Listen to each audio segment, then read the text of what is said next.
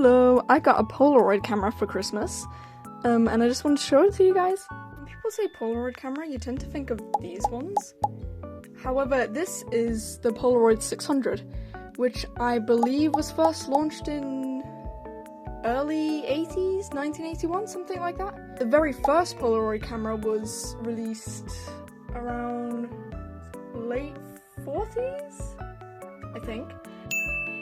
Now here you go, as a handle. This is the area you look through. I already put it in, so I'm not going to do it again, obviously, because I haven't run out of film yet. Push this forward to open this, like so. Like I said, I already put it in, so I can't show you. I believe there's a diagram, a simple diagram, like an image on one side, and that side should be facing up as you slot it in. The film, that is. Make sure you also keep this part clean. It can get dusty over time, or some chemicals can leak a bit into there. Just make sure you keep it clean from time to time. Use a wet wipe or a damp cloth, just to carefully clean this area here where it rolls. Then it just closes. When you first put in your brand new film, there should be the top part coming out automatically. So it's difficult to describe. The first time we did this, we kind of messed up, so it didn't pop out on its own. We ended up having to manually take it off. Please try not to do this. The film was exposed and the image did not develop. So yeah, please don't make the same mistake as us. You'll know what I mean when it happens. The thing should pop out, make sure it does before you take any pictures. Now if you look at the back, if you look through here, you'll see a number. That shows you how much film you've got left before you have to replace it. Now I've heard other people with a camera very similar to mine that theirs were from the early 90s. So I'm not exactly sure when it was made, but it is old. When this camera was released, the film made for them had 10 each. The film made for it now has only 8 each. So because the camera was designed for 10, it'll still say that there's 10 at first. So this means if there's none left, then it will have the number 2 there, not 0.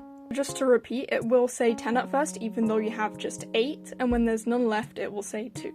Now the front opens just like this. There you've got the flash, and here you've got this sort of dial. This will be more zoomed in, and this will be normal. If you push it here, then as you can see, it literally puts a slide over it. This is better for if you're taking a portrait. Okay, so you can't see very well, but you want to make sure your subject is in frame, inside of that oval there.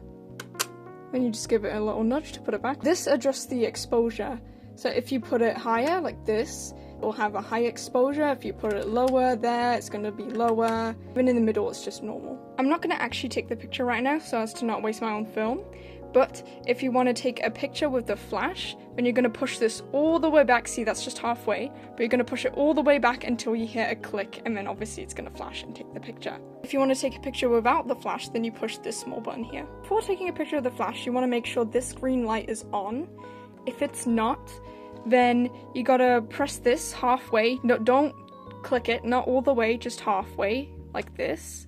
You might have to do it a couple times, but that will just charge it back up again, prepare the flash, and then a green light should appear. When your picture comes out here, do not shake it. This can actually damage the film because of the internal chemicals.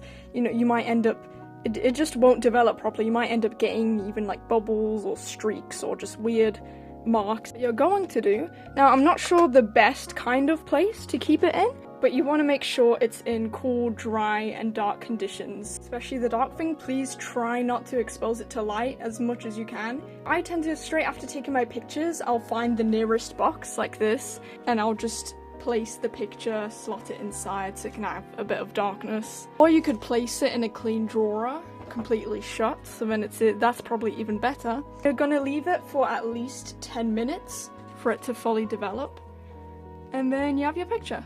This film is very expensive, and if you're buying film for this camera, make sure it has the same model number. So this is 600 film for the Polaroid 600 camera. But yeah, this is a great model. I totally recommend it. It's very tough. You can hold it by this handle. It's very lightweight. It's just overall very easy to use. These are a few pictures I took already. This was the very first one, so it wasn't great. A few ones from Christmas. This is my favorite one. A little overexposed, but I really like the way it came out. That one's probably my favorite. I think that was the second one I took. This one's from New Year's. Which, by the way, Happy New Year, everyone. I hope you all have a great year. I'm actually surprised you can see anything in this picture because I forgot to set it to a high exposure, but obviously there was still the flash on, but I might create myself a folder. I'm sure there's some display books you can find somewhere to store these in. I might put them in a scrapbook or something. Anyways, I'm done flexing now, so yeah, that's all. Bye!